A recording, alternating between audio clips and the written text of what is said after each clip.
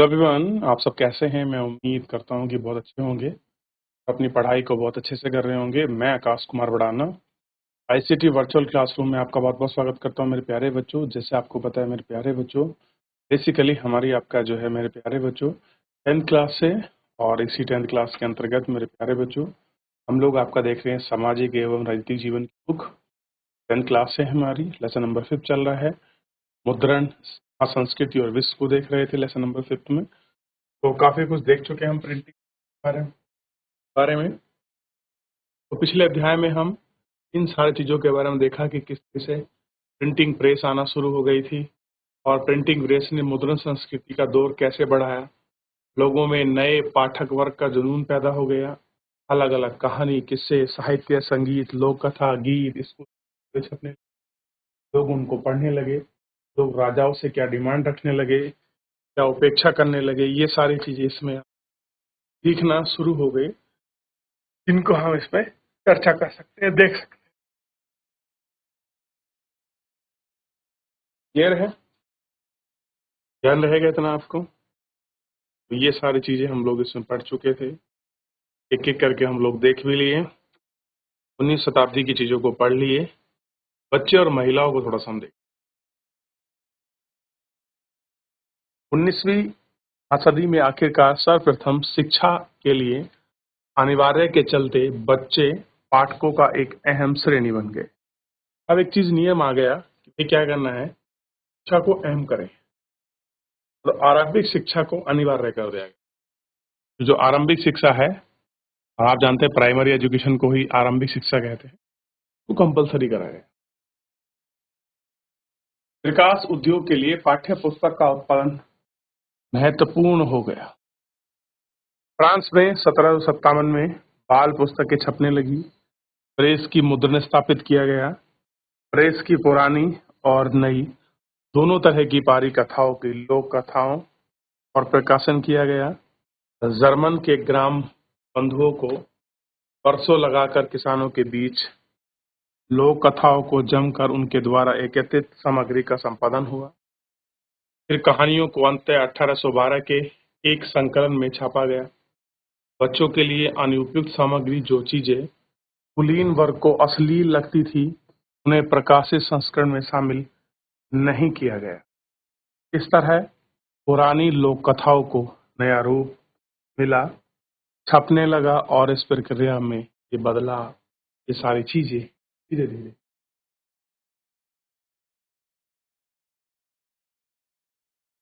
महिलाएं पाठक और लेखक की भूमिका में ज्यादा अहम। पेनी मैगजीन्स और एकिपीडिया पत्रिकाओं को खास तौर पर उन्हें के लिए होती, वैसे जैसा कि सही चाल चलन और गृहस्थी सिखाने वाली निदेशिका 19वीं सदी में जब उपन्यास छपने लगा, तो महिलाओं को अहम पाठक के रूप में मशहूर उपन्यासकार ने लेखिकाएं गणनीय थी। जेन अगस्टक, ब्रांड बहन, जॉर्ज इटलिया और उनके लेखन में नारी की परिभाषा उभरी।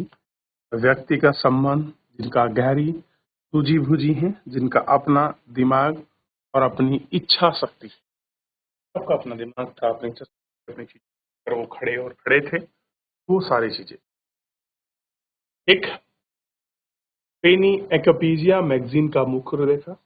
17वीं शताब्दी में किए गए किताब पर पुस्तक का अस्तित्व में आ गया था और 19वीं शताब्दी के इंग्लैंड में ऐसी पुस्तकों का उपयोग सफेद कॉलर मजदूर, दस्तकार, मध्यम वर्ग और शिक्षित वर्ग, इन सबको निपटाने के लिए। काम के दिन में छोटे छोटे होने लगे। मजदूर आत्मीय अभाव से थोड़ा वक्त मिलने पर उन्हें बड़ी संख्या में राजनीतिक पर्चे और आत्मकथा कथाएं, ये सारी चीजें लिखी गई। हो गया। पेनी मैगजीन का प्रकाशन इंग्लैंड में 1850 के बीच में सोसाइटी फॉर फ्यूजन नॉलेज में किया। यह मूलतः मजदूरों का वर्ग के लिए। यार्कशोर मैकेनिकल थॉमस वुड ने बताया, पुराने अखबार खरीद कर शाम के वक्त में आगे की रोशनी की उनकी बत्तियां और ये सारी चीजें नई तकनीकी परिष्कृत। 18वीं सदी में के अंत तक प्रेस धातु की बनने लगी थी। पूरी 19वीं सदी के दौरान छाप खाने की तकनीक में लगातार सुधार हुए और 19वीं सदी के मध्य तक न्यूयॉर्क में रिच एम होग ने शक्तिशाली चलित बेलनाकार प्रेस कारागार बना लिए। इन्हें प्रति घंटे 8000 शीट या दवा छाप कर सदी के अंत में ऑक्सप्लेट प्रेस आ गए, जिससे एक साथ 6 रंग की छपाई मुमकिन थी। 20वीं सदी के शुरुआत से ही बिजली के से चलने वाली प्रेस के बल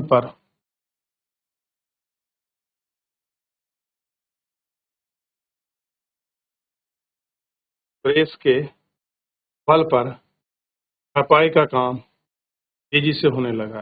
एक दो चीजें, कागज डालने की विधि में सुधार, प्लेट की गुणवत्ता बेहतर हुई, स्वचालित पेपर रिले, रंगों के लिए फोटो विद्युतीकरण, इस तरह की कई छोटी छोटी मशीन इकाइयां कुशल और सौदागर में छपे हुए पन्ने का रूप रंग आपका, ये सारी चीजें आपकी बदल गई। देख लिया आप लोगों ने इस तरीके से ये सारी चीजें आई बच्चों और महिला वर्ग में। अब देखिए नई परिष्करण 18वीं शताब्दी के अंत तक, अब 18वीं शताब्दी हो चुकी है और उसके अंत तक का दौर की अगर हम बात करें, उसके अंत तक धातु प्रेस से बनने लगी थी। जो धातु है, धातु से प्रेस क्या है आपकी बनने लगी। ठीक। और पूरी 19वीं सदी के दौरान छपाई खाने की तकनीक में सुधार हुआ।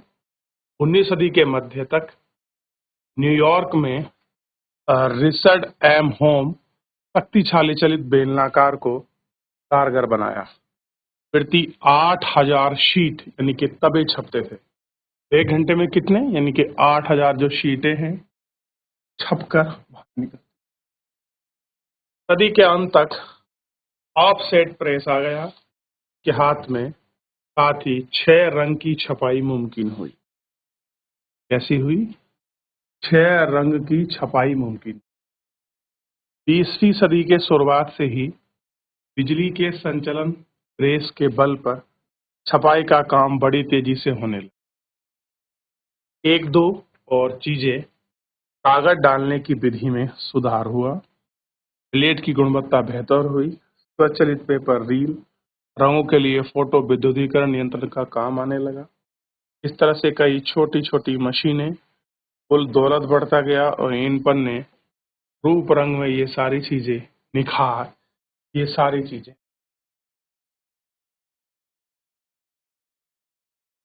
और मुद्रकों और प्रकाशकों को अपने उत्पाद बेचने के गुर अपनाया।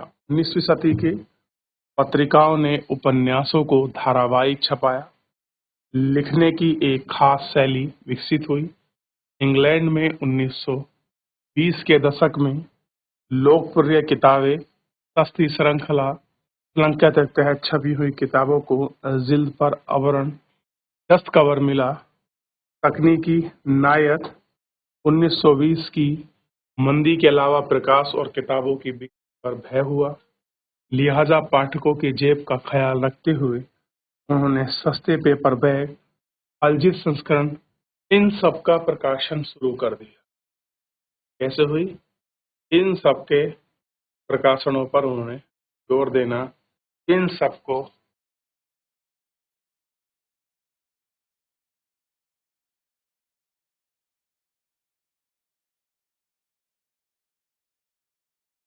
इंग्लैंड के एक रेलवे स्टेशन पर लगे विज्ञापन, अफेट द्वारा बनाए गए ग्रॉथ काल में छपी हुई सूचनाओं और इशारों पर सड़कों की दीवार, प्लेटफॉर्म और सार्वजनिक इमारतें थी।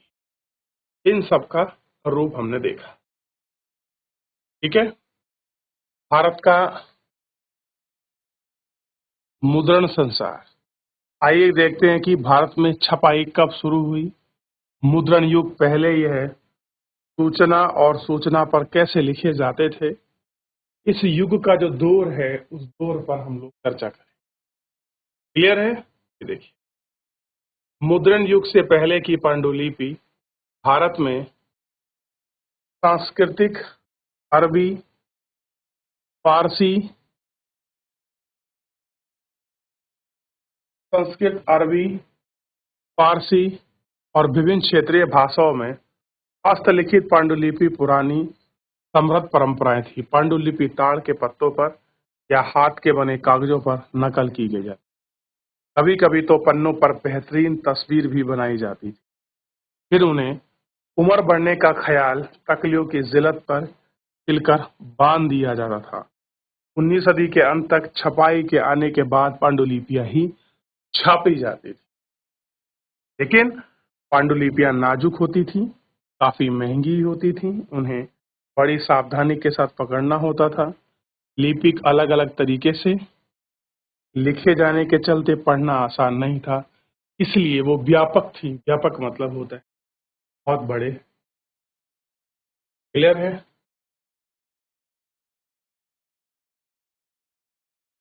आधार पर और इस पैमाने के रूप में हमें दिखने लगे। क्लियर है? आगे बढ़े। दिखाई दिया इस तरह की किताबें, इस तरह की प्रिंट आ चुका था, सारी चीजें यहाँ पर लिखाई के कार्य के रूप में दिखाई देने लगी। इन्हें आप देख सकते हैं किस तरह से इन्होंने एक नया दौर को आगाज किया।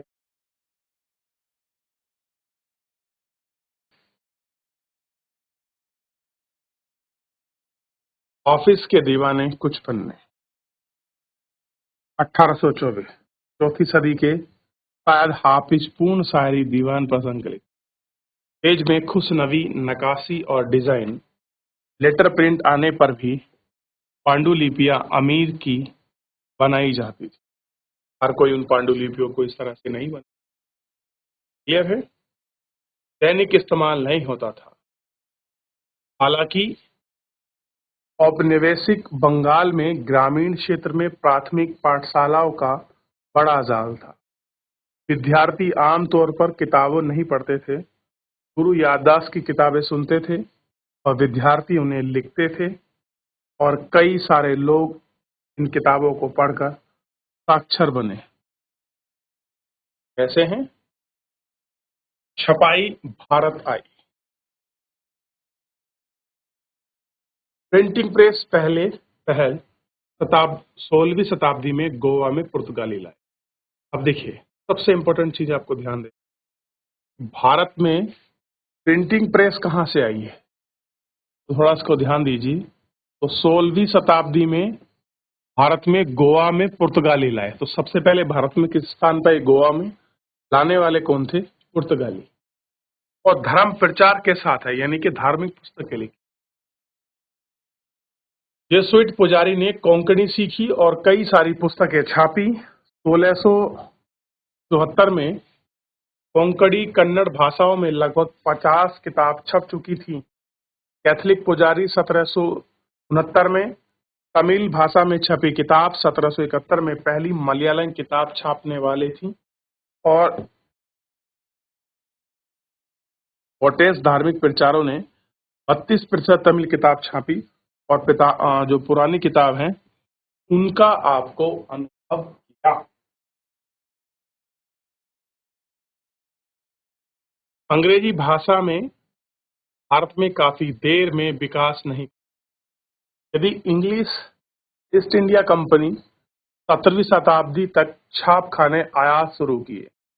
जेम्स अगस्टस हिक्की ने 1780 में बंगाल गजट नामक एक साप्ताहिक पत्रिका का संपादन शुरू किया। जेम्स अगस्टस हिक्की से 1780 में भारत का पहला समाचार पत्र था। ये साप्ताहिक कहते थे, तो नाम था बंगाल गजट के नाम से। एक जिसने खुद को यूं परिभाषित किया कि हर किसी के लिए संपादन शुरू किया गया। खुद को यूं परिभाषित किया कि किसी भी खुली व्यावसायिक पत्रिका जो किसी भी प्रभाव में नहीं है, यानी कि भारत में प्रेस चलाने वाले औपनिवेशिक शासन से आजादी, निजी अंग्रेजी उद्यमी अपनी स्वतंत्रता की अभिमान, ढेर सारे विज्ञापन छापता था और दासों की बिक्री से जुड़े इशारे हर शामिल थे। भारत में कार्यरत वरिष्ठ अंग्रेज अधिकारी से जुड़ी ही गपशपबाजी छापता था। नाराज होकर governor general Warren Hastings Hickey पर मुकदमा कर दिया।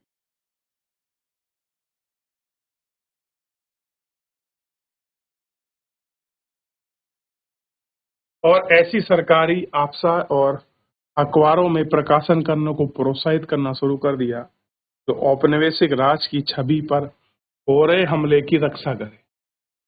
और 18वीं शताब्दी के अंत तक कई सारी पत्र पत्रिकाओं, कुछ हिंदुस्तानी अखबारों को छापने में ऐसे प्रयास का पहल था, जैसे राजा राम मोहन राय के करीबी गंगाधर चट्टोपाध्याय द्वारा बंगाल गजट, इन्होंने भी बंगाल गजट छापा। तो इसने कैसा लिखा कि अंग्रेज ऐसा करते हैं, वैसा करते हैं, उनकी मजाक बनाना शुरू किया, उनके व्यंग कसने शुरू करे। तो इसमें आहत हुआ जो बंगाल के गवर्नर जनरल थे, सॉरी भारत के जो गवर्नर जनरल थे वॉरेन हेस्टिंग, उन्होंने जेम अगस्टा हिक्की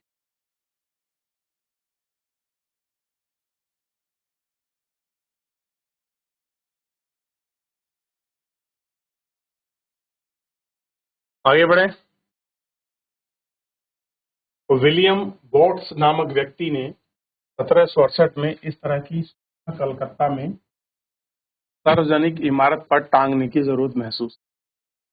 जनसाधारण के लिए मिस बॉट्स ने पब्लिक को यह बताने के तरीके का सहारा लिया क्योंकि शहर में छपाई की घोर कमी का नुकसान होता था। इसलिए वे उस व्यक्ति का हर संभव उत्साहवर्धन करेंगे जो छपाई में माहिर हो, जो प्रिंटिंग करता हो, हम हेल्प करेंगे उसको। पर जल्द ही बोल्ट्स महोदय पर इंग्लैंड में चलाए गए एक वादा हवा में लटक रहा था। अब ऐसे वादे कर रहे थे, बहुत सारी चीजें उनकी हवा में लटक रही। क्लियर है? धार्मिक सुधार और सार्वजनिक बहसें। जैसा कि आप जानते हैं कि 19वीं सदी की शुरुआत में ही धार्मिक मसलों को लेकर बहसों का बाजार गर्म था। अलग अलग सामूहिक उपनवी समाज में बदलाव के जूझ रहे थे, धर्म की अपनी अपनी व्याख्या पेश कर रहे थे। कुछ तो मौजूदा रीति रिवाज में आलोचना करते हुए उन्होंने सुधार चाहते थे। कुछ समाज सुधार को ताकतों के खिलाफ खड़े थे और वादा प्रिंट के सरेआम पब्लिक में छपी हुई पुस्तक अखबार ने केवल विचार किया और उन्हें महसूस की। जन सुनवाई का हिस्सा ले चुके थे। अपने जाहिर है कि इनमें मत पाही, नए विचार, नई चीजें, ये सब कुछ इस पे उभरने लगे। नए नए विचार, नए नए मत आपका जन्म ले रहे थे, जिन पर ये सारी चीजें बड़े व्यापक रूप से बहुत हमको सामने दिखाई दे। ऐसे बहुत सारे किस्से को, बहुत सारी कहानियों को हम इस पे प्रत्यक्ष और अप्रत्यक्ष रूप से देख सकते। वह समय था जब समाज और धार्मिक सुधार और रूढ़िवादी के बीच विधवा दहा, एकेश्वरवाद, ब्राह्मण पुजारी वर्ग, मूर्ति पूजा जैसे मुद्दों को लेकर देश से हवा ठरी थी और इन सब पर हम बात करेंगे। बंगाल जैसे जैसे बह चली, लगातार बढ़ती तादाद में पुस्तकों और अखबारों के जरिए तरह तरह के तर्क समाज के बीच आने लगे। ज्यादा से ज्यादा लोग आम बोलचाल की हमें छता था। मोहन राय ने 1831 से ही संवाद कौमुदी का प्रकाश किया और रूढ़िवादी के विचार से टकराकर उन्हें समाचार चंद्रिकाओं का सहारा लिया। दो फारसी अखबार जाम जहां, सदत अखबार और 1882 में ये सारी चीजें इस तरीके से, ये सारी बुकों का, इन सारी चीजों का प्रकाशन हुआ तो हम देख सकते हैं। फिलहाल मेरे प्यारे बच्चों, आज के इस लेक्चर में इतना ही। मिलेंगे नेक्स्ट लेक्चर में।